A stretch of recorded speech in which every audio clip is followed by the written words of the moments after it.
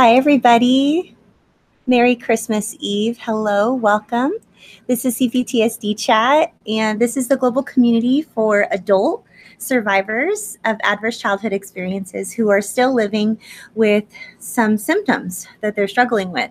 It's affecting some things you went through when you were younger are still affecting you. They're affecting your relationships or your finances or your health, your physical health, your mental health, your spiritual health. It's still affecting you.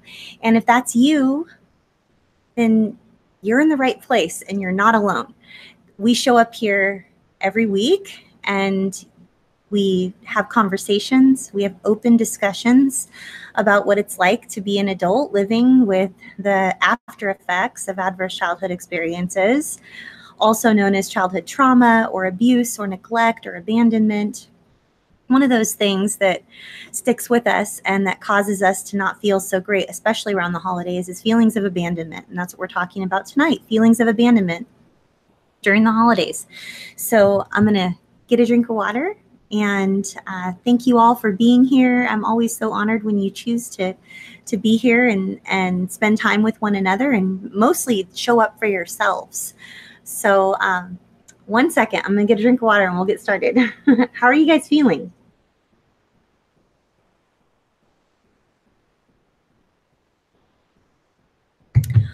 Okay, so you know that saying, like, best laid plans, right? Like when you have plans, it's like they don't always work out the way that you want them to. So, as you guys know, if you've been around for a while, and if you haven't been around for a while and this is your first time here, welcome. I'm so excited that you've chosen to land here on this channel. We talk about complex trauma, healing from complex trauma, how to take care of ourselves, talk about self-care, talk about all things healing CPTSD symptoms, healing from complex trauma. But one of the things that if you guys have been around for a while, you know that I've been traveling. And with travel comes a lot of stress. And stress is actually, travel stress is good stress because I love traveling and it's awesome. And I get to meet you guys and hang out with you and have dinners with you or coffee with you or just give you a real hug in person. Or, you know, speak at your church or hang out and do a talk at one of the schools in your local area or something like that. So I love traveling. It's all good. However, you get back from traveling and then inevitably you get the thing where you get sick after you get back from traveling. And then you're not only trying to catch up from traveling, but now you're trying to catch up from traveling. And then you got sick after you got back from traveling. So that's kind of what's been going on in my world. And I had planned, I'm going to Christmas Eve service at my church after we hang out here together tonight. Because right now it's only, for me, it's just a little bit after 4 o'clock in the afternoon. And I know for many of you, it is, 6:15 at night, 9:15 at night, 8:15 at night. It's, and for some of you that are here from the UK, it's in the middle of the morning. It's 2 or 3 o'clock in the morning where you're at. And for our friends in Australia, I believe it's already Christmas Day. And it's Christmas morning where you are. In fact, let me just see exactly what time it is in Australia. It is actually Christmas afternoon. So it's 80 degrees. It's a sunny 80 degrees over in Australia right now. And it's 1:16 p.m. And if you're in Jerusalem, it's really early and it's 4:16 a.m. on Christmas morning. And yes, in London, it's 2:15 in the morning. So wherever you may be in the world, I'm glad you chose to be here. Happy holidays. Merry Christmas. This is a place where you will receive unconditional support and kindness and compassion, and you'll never be judged, and you'll never be told that you should be doing something different or that you're not doing enough. You being here and surviving the trauma that you've gone through is already the miracle. You survived it. You're going to survive the healing process. It's just going to take some time. It's going to take a lot of patience. So I had these big plans to have my makeup done and my hair done and be ready and dressed to go out the door, to go to church when I make the video, because it's Christmas and I should look put together and Christmassy, right? Because I'm here recording a video with you and I'm supposed to look put together and Christmassy. Did not happen. Up until about 5 minutes ago, I had my hair up on top of my head in one of those like top buns, and I still don't have any makeup on. In fact, I think I have like day before yesterday's mascara left on my eyes and a little bit of lip gloss on, and that's about it. Um, yeah, so this is what I'm doing. I'm hanging out, and I'm just being me, and I'm just being real, and that's okay, because the feelings that come up around Christmas time and around winter holidays, for those of you who don't celebrate Christmas, they can be really painful feelings, and they can be very overwhelming. Um, I, put myself through a lot of stress to try to get all the cards mailed, all the boxes mailed, all the things. I mean, I didn't get it. I didn't get half of what I wanted done, honestly. Every year I have this plan that I'm going to like mail all of you guys Christmas cards and just thank you for being a part of our community. And I have this whole thing planned out, and every year I just put myself at this high expectation, and then I don't meet that expectation and I feel super crappy. But you know what? Not tonight. I'm not feeling crappy at all. Uh, Poppy says, it is a beautiful 1:16 p.m. in Australia. Thank you to Poppy, who is posting in the chat box right now crisis information. These videos are never crisis care. We have plenty of people who are set up to do crisis care, but we're not one of them. This is not a place for crisis care. If you feel yourself triggered or in not such a good place, dry mouth, sweaty palms, upset stomach, feeling really just not okay, then please step away from the video and reach out to some of the crisis locations that Poppy is posting in the chat box, or that she already has posted in the chat box, and get yourself the care and the support that you deserve, because you're worth it, right? There's no need for you feeling horrible. So thank you to John Harvey, who already sent in a question. John Harvey wants to know, why do we feel alone even when we are surrounded by people and family? This is one of those things that we get asked year-round. When you have survived adverse childhood experiences, it is a very isolating experience. It's traumatizing. It's isolating. You feel other than. You feel different than. And that feeling of other than and different than and ostracized and disliked or not approved of or ridiculed or just you feel like you're just wrong. Your very being, your very existence is just wrong. You can't do anything right. You're not enough. Maybe if you were a different person, you would be enough, but just being you isn't enough. That can be a very isolating feeling, and that feeling carries over into our adult life, and we begin attracting those types of relationships in our life when people are other, like they treat us differently than our family of origin. It feels very awkward and it doesn't feel familiar, and so it doesn't feel safe to us, even though the people in our family of origin treated us not so great. It's familiar. It's what we know. And so it's called repetition compulsion. John Harvey, repetition compulsion. Google that. And you will see that we repeat compulsively what is familiar to us. So this is across all animal species. It's not even just humans.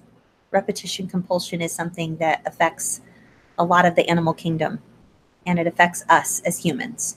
So not only am I sorry, John Harvey, that you're feeling alone, even though you're surrounded by people, friends, and family, but my deepest desire is for you to attract healthy relationships, which I believe that you are doing. You've been active in our community now for a couple of years, and the friendships that you're making here in our community, I'm hoping those help to break through and help you to be able to receive the love that you give out to others. You give so much love, John Harvey. You give so much love to others. You are so kind to others. You're uplifting. You're very vulnerable, and you share things that are on your mind, and you encourage other people. And I hope that you are able to receive some of that in return.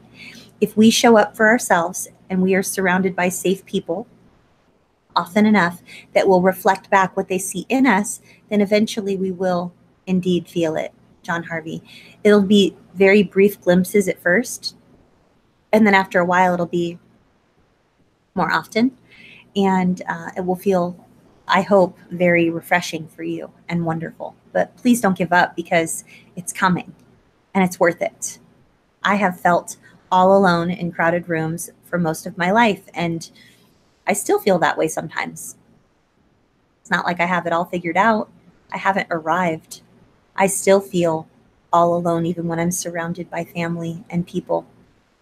When I surround myself with the people I choose to be around and the family I choose to be around, I don't feel so alone anymore. I think it's all about us exercising the power of choice.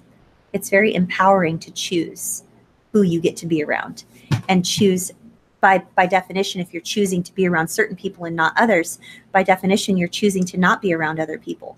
And that in and of itself is very empowering, because you're exercising your power of choice. So I hope that you're able to experience less feelings of aloneness this holiday season just by being here with us and sharing your kindness and compassion and encouraging words and just your presence. You don't have to do anything.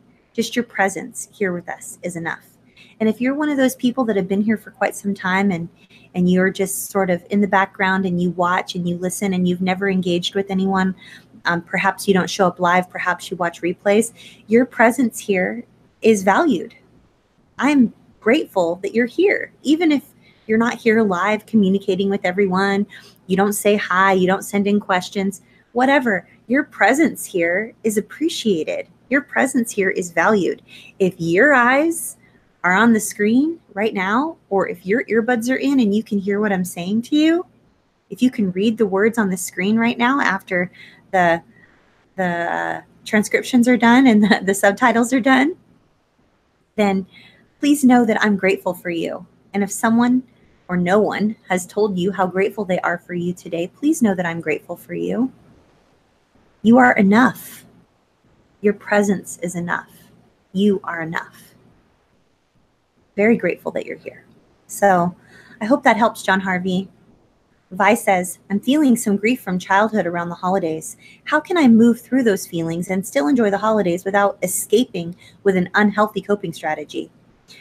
Well, first I want to acknowledge what a badass you are, Vi, for feeling grief from childhood right now during the holidays, and you are here wanting to learn how you can still enjoy the holidays without escaping through a maladaptive coping strategy.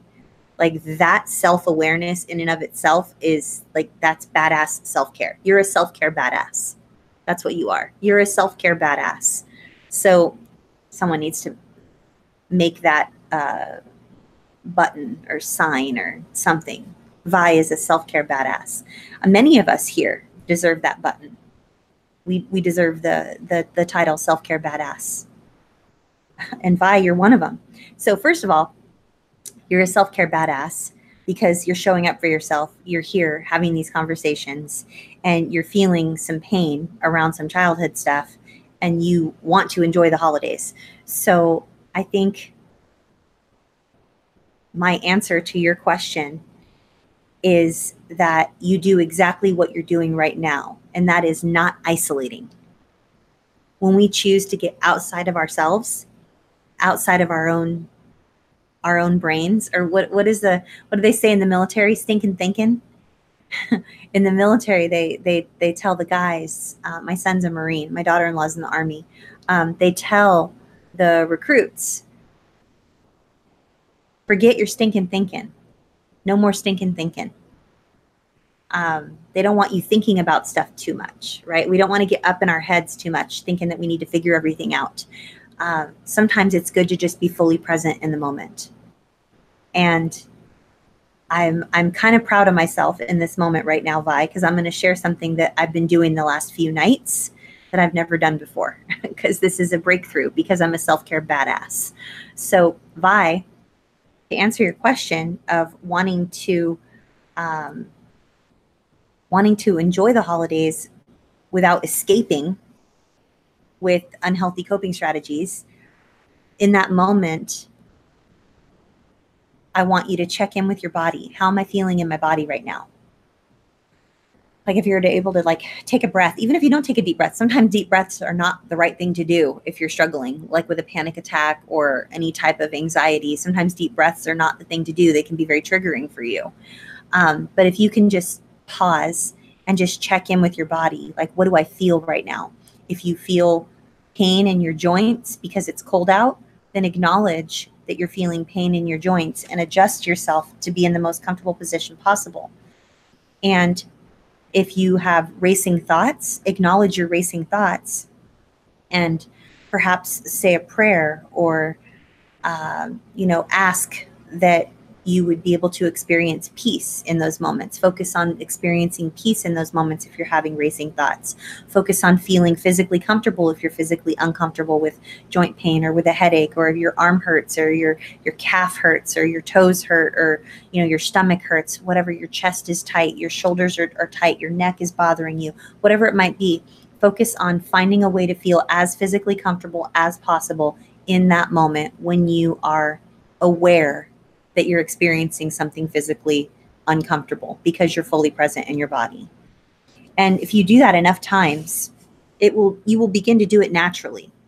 And the reason I know this is possible is because I have been waking up in the middle of the night the last few nights, and I find myself checking in with my body, like in like mid dream, like not even like I'm not even conscious, but I have memories of myself checking in with myself while I'm barely conscious of like, okay, my arm is numb. I must have been sleeping on my arm.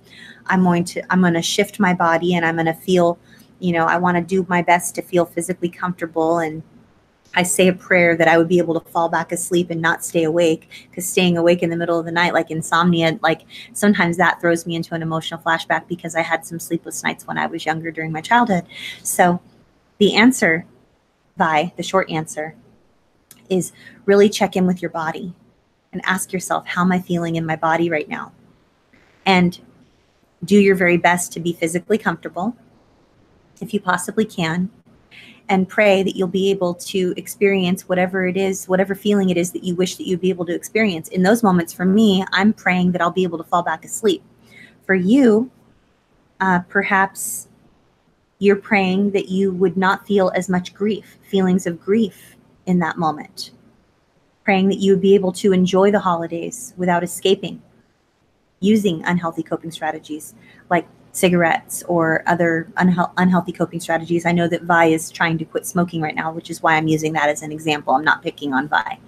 I'm not shaming her for smoking. I just know that she has a goal to quit smoking. And so, check in with your body. How are you feeling? Are your lungs bothering you? Are you coughing? Are you physically in pain? Check in with your body, and then pray if you believe in prayer. And if you don't believe in prayer, maybe meditate or find some silence. Sit with your breath in the silence and just focus on where it is that you want to be. And I'm telling you, this works. It works. It works without you even trying after a while. Like, I'm like mind blown. I wake up in the morning and I'm like, how many times did I wake up in the middle of the night and I somehow prayed myself back to sleep and made sure that I checked in with my body? Who am I? Like, who is this self-care badass? Seriously. Like, this was not the me of years prior. This was not the me of Christmas past. Like, this is seriously a different version of me. And it's only because I've been doing it over and over and over and over and over again, showing up for myself. So you guys, this stuff is possible. I'm telling you, it's possible. You know what I'm saying? Heroes Don't Wear Capes says, when I choose whom I want to be around, I choose to be myself. But I become overwhelmed often, should myself, but mostly I doubt myself, like I'm wasting my life. So let's reread this for Heroes Don't Wear Capes. Heroes Don't Wear Capes says, when I choose whom I want to be around, I choose to be myself, but I become overwhelmed. I often should myself, but I mostly doubt myself. Like, am I wasting my life? Yeah, so I've done this a lot. heroes don't wear capes. Hashtag relatable. So I've just recently, in like in the past like year or so, been in that place where I'm able to like choose who I want to be around and choose to just be me.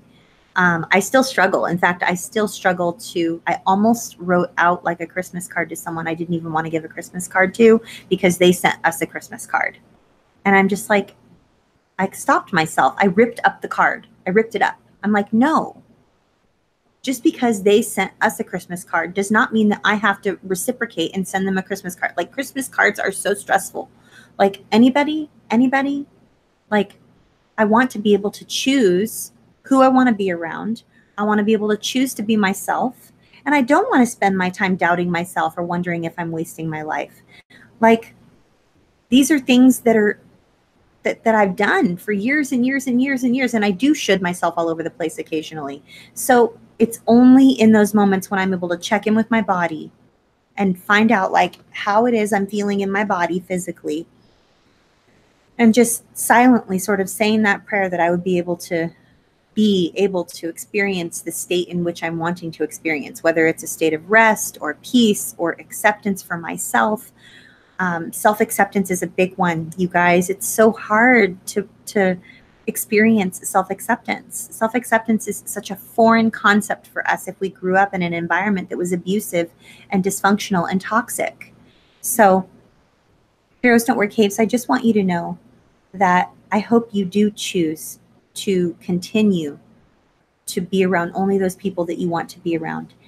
And if no one has ever told you heroes don't wear capes, you're definitely not wasting your life. You are an encouragement to not only me, but to Matt, to Poppy, to so many of us here. I know that you interact with people here in our chats, and that's only once a week. That's only 52 times a year. I can imagine like how you're showing up in the world in other ways. It's not like you're a different version of yourself when you show up here on Monday nights. I'm so grateful. I'm so grateful for your life. I'm grateful that you've chosen to hang out with all of us, and that you've chosen to share wisdom and kindness and compassion and love and support and warmth and, you know, self-care with so many online. I don't know what your in-person relationships are like, but here where we know you on social media, you're a light. You're a light to so many of us. Heroes don't wear capes. You're very encouraging. I know what it's like to doubt myself.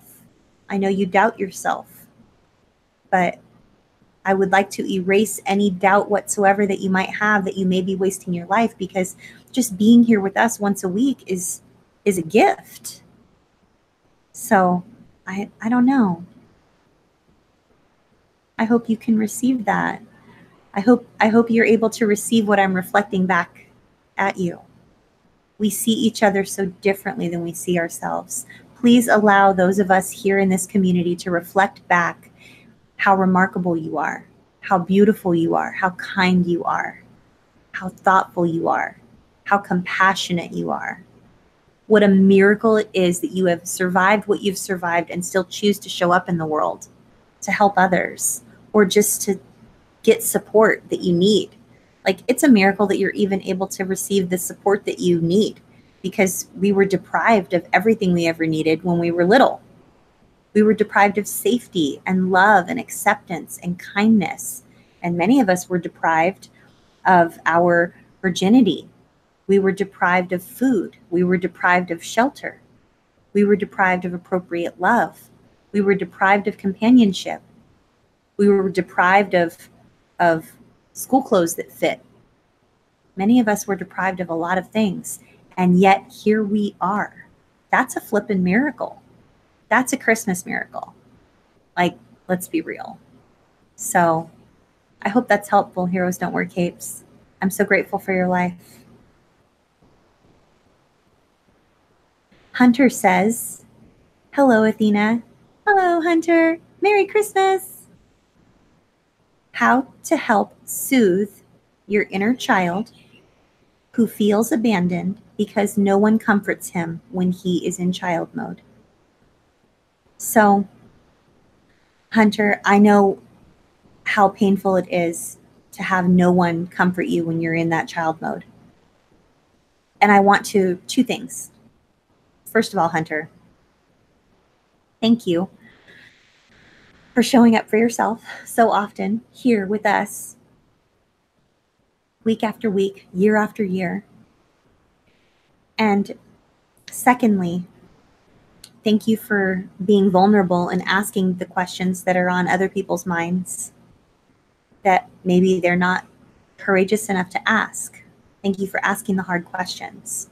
And then finally, to answer your question, a trauma-informed therapist or practitioner is going to help you with this so much. Please do not try to work on inner child work by yourself. Please don't try this alone. It is so, so, so, so hard, especially if you have any type of attachment trauma, especially if your trauma happened in your early years, your formative years. You're still rather young, Hunter. So please don't do this alone. I know that the dynamics that go on with you and your family of origin are delicate dynamics, and I know that you may not feel comfortable in telling them what it is that you've gone through in order to reach out and get the help that you deserve from a trauma-informed therapist. But if you, by any chance, are still on your parents' insurance, it can be completely paid for. 100%. It wouldn't be any out-of-pocket costs whatsoever. And oftentimes, no one would ever know. So if you have an insurance card, I would love for you to be able to get like regular therapy sessions with someone who's trauma-informed that can help you with inner child stuff. And if that's not an option and you have to do self-pay, find someone like, for instance, there are a lot of trauma recovery coaches that are really legit trauma-informed these days. And like, for instance, during the holidays, like Catherine Lukes, for instance. Catherine Lukes, write that name down, Hunter. Tell her Athena referred you. She does like a pay what you can. I mean, whatever you can afford. It's Catherine, Lukes, Lukes. Hunter, she would be a really good fit for you, and she does a pay what you can. I know that you and I have a very similar faith belief system. So does Catherine. Catherine is probably so similar to this, the makeup of your moral fiber and the beliefs. I believe that you and Catherine share very similar, if not identical, faith beliefs. And she would be an incredible encouragement to you, even if she's just a safe person that you spoke over the phone with occasionally. But I urge you, Hunter, to reach out to her. Reach out to her. Reach out to her, please. She's trauma-informed. She just started her private practice, and she's amazing. And tell her I referred you. I really think she would be a good fit. That will help you when you're feeling abandoned and you're feeling unable to comfort yourself because no one else is comforting you, and you sort of need that maybe modeled for you. Please, please, please reach out.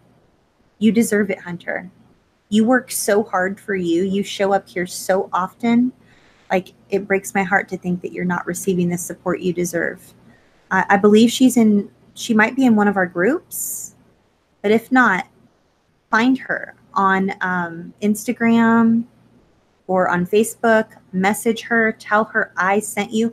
Hunter, email me, info@cptsdfoundation.org, and I will get you, let me see if I have her contact information.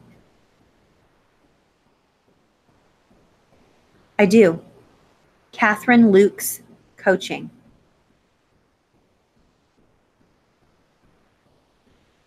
I have her information, Hunter. So email me, info@cptsdfoundation.org, and I will send you all her contact information, or you can just look it up online, Catherine Lukes Coaching, and go to her website. I believe it's catherinelukescoaching.com. And you deserve that, Hunter. You deserve to have somebody validate you and support you, who's trauma informed, who's respectful of your beliefs, who understands the cloak of silence that goes on in your family of origin. Please, please, please, please, please do that, Hunter. So Kiana Digital, I believe I'm saying it right. Kiana to Digital is asking, I am no contact with my mother. How do I keep the conversation off my mother if my 2 adult children bring her up? They are still in contact with her. Ooh, I'm so glad that you asked this, and I hope I'm not butchering your name. It's H1ANA 2 Digital. I am no contact with my mother. How do I keep the conversation off my mother if my 2 adult children bring her up? They are still in contact with her. So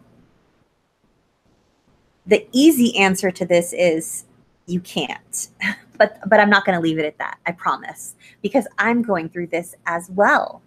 I choose to not be in contact with my mother because it is very difficult for me.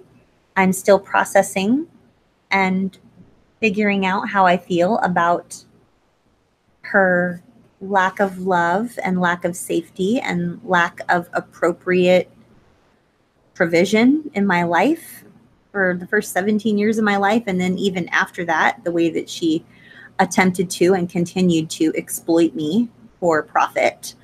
I have a hard time with that. And yet I have an adult son and his wife. And occasionally her name will come up and the conversation will end up on her. And I have simply been able in those moments to either remain quiet about it or very vague, or I have had discussions with each of them separately and together, letting them know the level of communication that I'm choosing to have with my mom is my business and my business only, and it's something I'm working through. And believe it or not, I was terrified to have that conversation. I was terrified to have that conversation.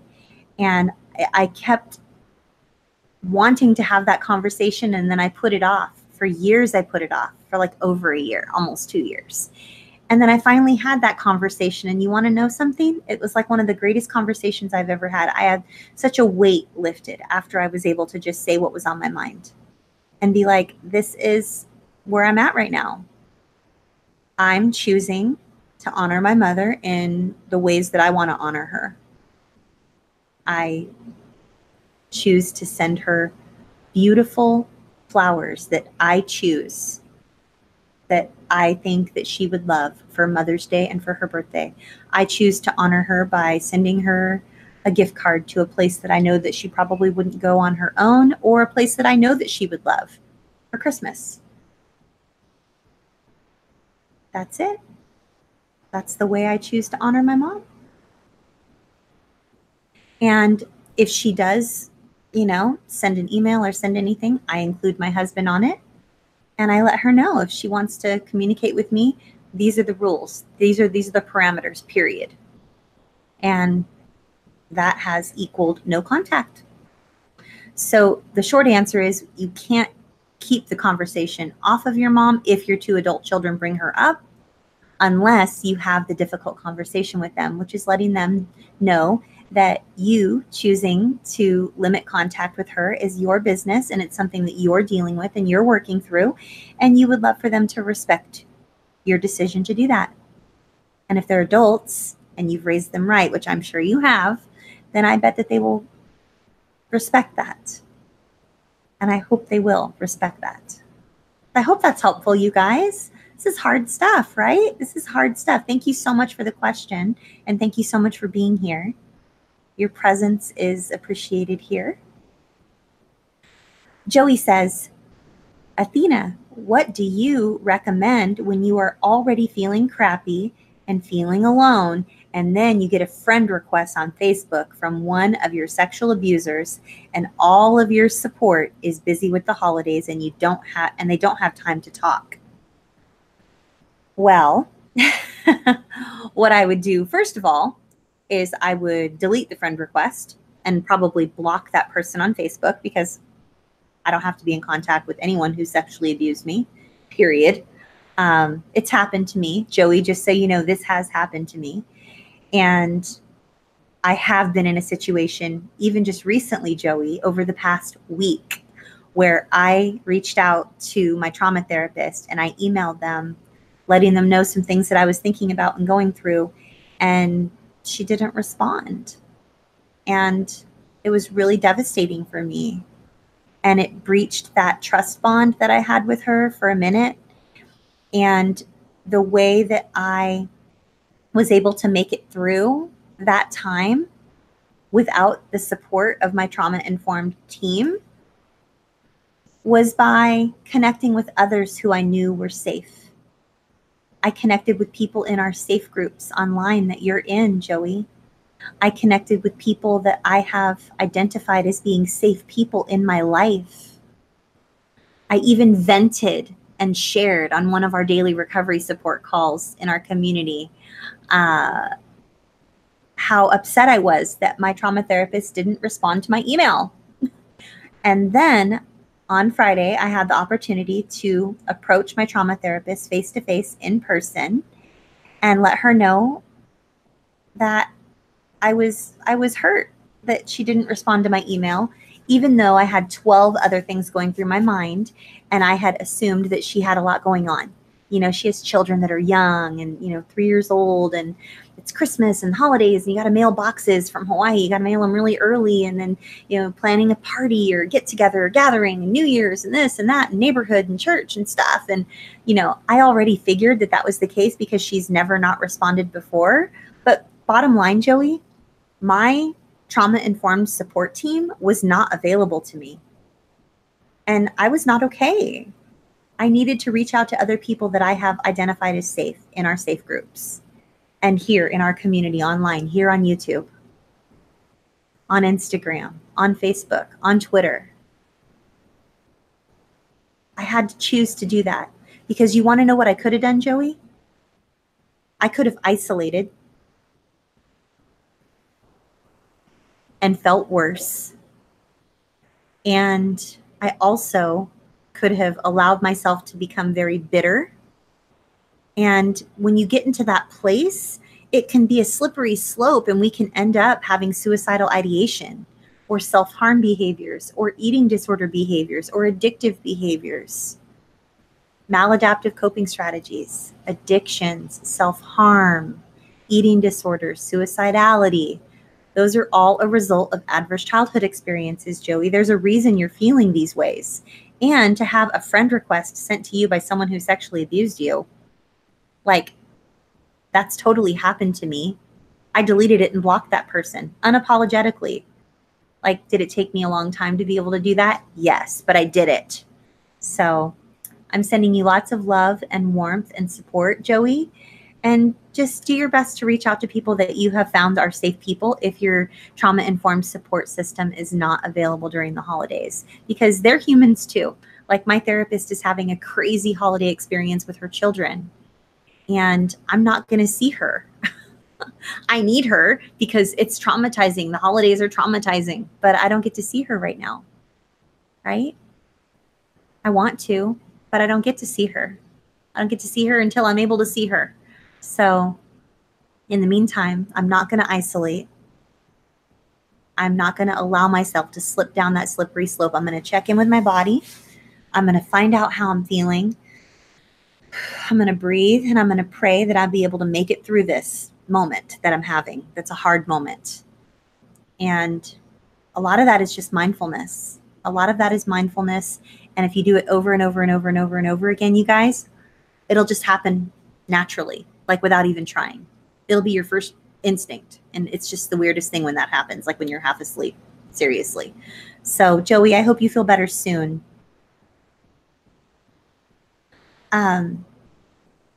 So questions are closed.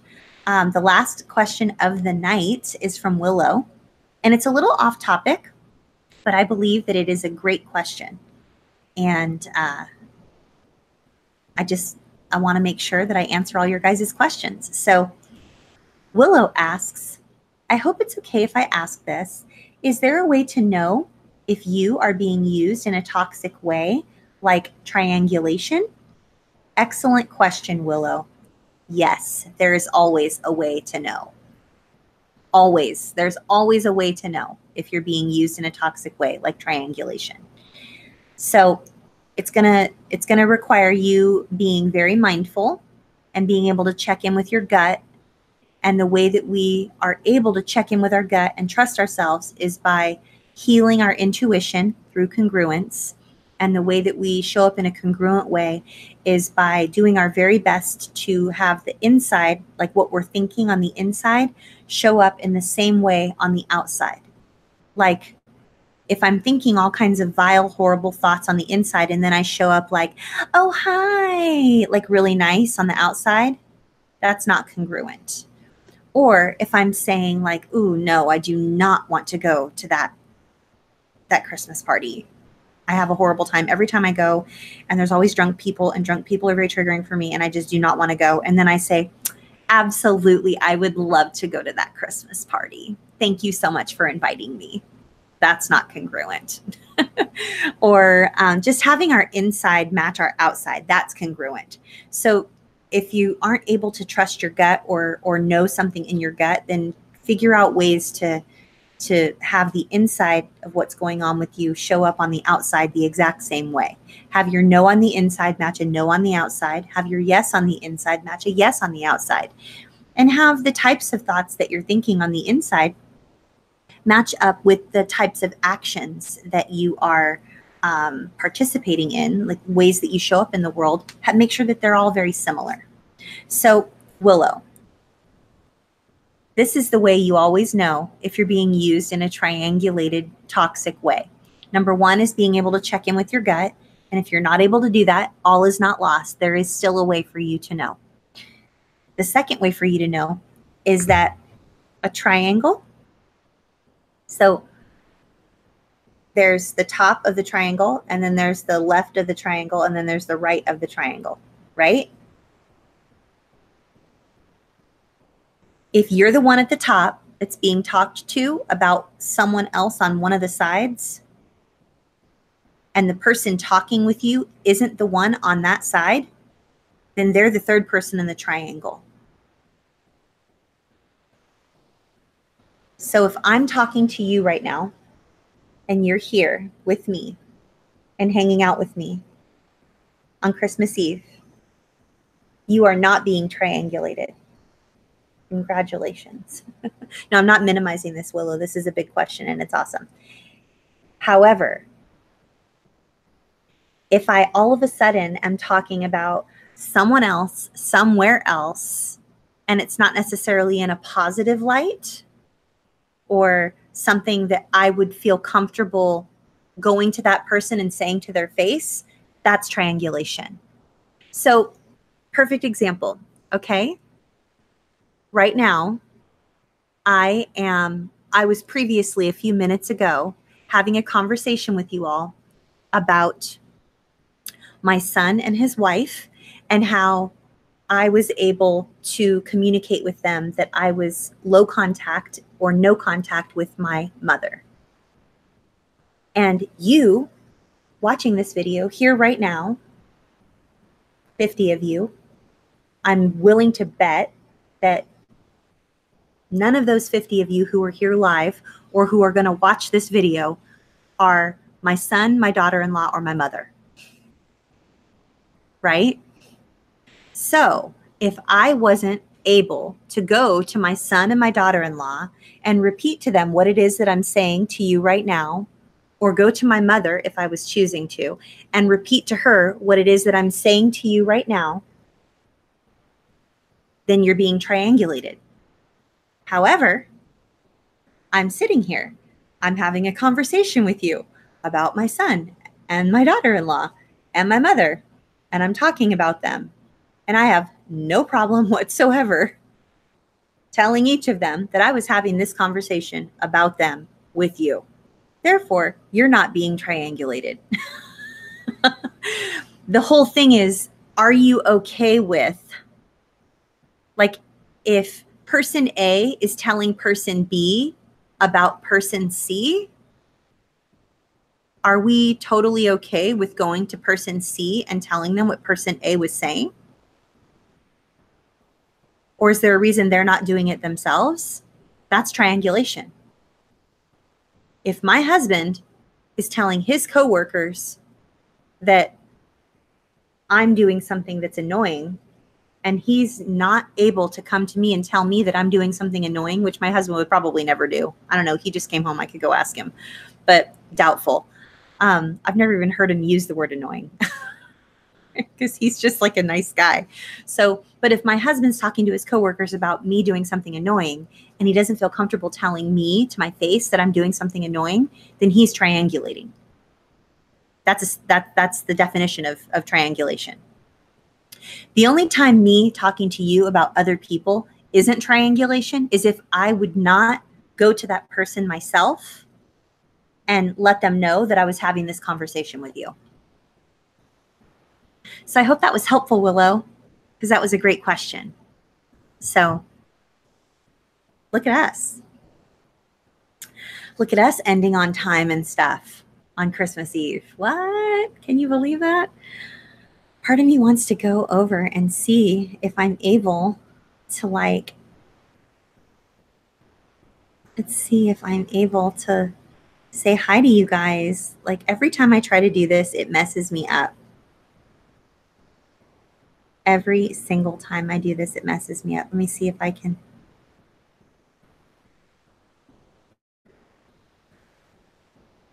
Oh my gosh. Like, seriously, this is why I have to take screenshots, because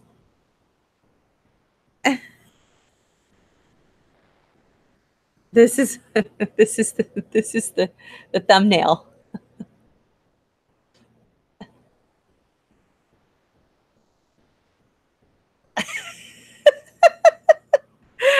How hilarious is that? So it didn't used to do that. It used to just freeze my face into some like weird look. But right now, so right now, ooh, there aren't 50 of you. There are only 38 of you. We're a little light tonight, guys. We're a little light, you know. Oops. So right now, whoops. Ooh, there aren't 50 of you. There are only 38 of you. Sorry, I paused it. I just wanted to be able to say hi to some of you. Hello to Vi. Hello to Poppy. Hello, Kathy Bobathy. Hello to Angela. Merry Christmas. You are welcome in this world. You are welcome in this world. I'm so grateful for your life. I'm so grateful for Deborah Ann Simperman. I'm grateful for you, Andrew Clark, and Hunter Smoot, and Vi, and Angela M, and Poppy. And I'm grateful for you, John Harvey, and Shannon O'Brien, and Bella, and and H1 Anna 2 Digital. Maybe I should just call you Anna. I'll just call you Anna. And I'm grateful for, gosh, all the other 30 of you that I didn't mention. I'm welcome for you, Gadir. Did I say I'm welcome for you? I meant I'm grateful for you. Good night and Merry Christmas to you, John Harvey. So if you want to have conversations like this every single day, 365 days a year, go to cptsdfoundation.org and then click on live calls. Or if that's not something you're interested in, we have a healing book club. It's only $5 a month. And that's every Saturday. And everything's recorded. All the calls are recorded. Everything, book club, all the daily calls, everything's recorded. You have access to the archives, to the chat transcripts, to everything. You have access to everything. So, or if you just want to be over in one of our free Facebook groups, then go to cptsdfoundation.org and then click on groups. And then my assistant, Lisa, will contact you and get you plugged in to whatever groups you choose. And I'm just so grateful for each of you. Thank you. Thank you for being here. Merry Christmas, Shannon O'Brien. Merry Christmas, Hunter. Merry Christmas, Deborah Ann. Merry Christmas, Bella. Bella says, love the book club. I will join. Yay. Merry Christmas, Gadir. Merry Christmas, Angela. Merry Christmas, Kira. Did I say Merry Christmas, Shannon? Did I say Merry Christmas, Vi and John Harvey? And Poppy? I think I did. Well, you all are just amazing. I look forward to seeing you over on our daily recovery support calls or at our healing book club or in our Facebook groups. Otherwise, I'll be back here next Monday, New Year's Eve. Let's have a New Year's Eve party, shall we? And I look forward to seeing you every week right here, 6 p.m. Pacific, 9 p.m. Eastern. And let's make 2019 the year that we finally figure out all the self-care, right? Because everyone wants the crown that Vi has, which is the self-care badass crown, right? Everyone needs that crown. So, Merry Christmas, Poppy. Merry Christmas, Tracy Jarrett. Merry Christmas, Kathy Bobathy. Merry Christmas to all of you. Merry Christmas, Gail. Party on, Vi. Party on, Vi. Party on, Vi. Party on, Vi. Yeah, Vi is a self-care badass. And I am now a self-care badass because I wake up in the middle of the night practicing self-care without even trying. Like, that's amazing, right? So just between you and me, I'm going to go do something with this. I'm actually going to wash my face. I'm actually going to take a shower. I'm actually going to get dressed and put on some makeup and do something with this hair, right? Because it's oily and ridiculous. And then I'm actually going to go to Christmas Eve service at church. It's going to be amazing. And I might even take a little video there for you guys. Merry Christmas, Cynthia. Okay. Bye, everybody. See you soon.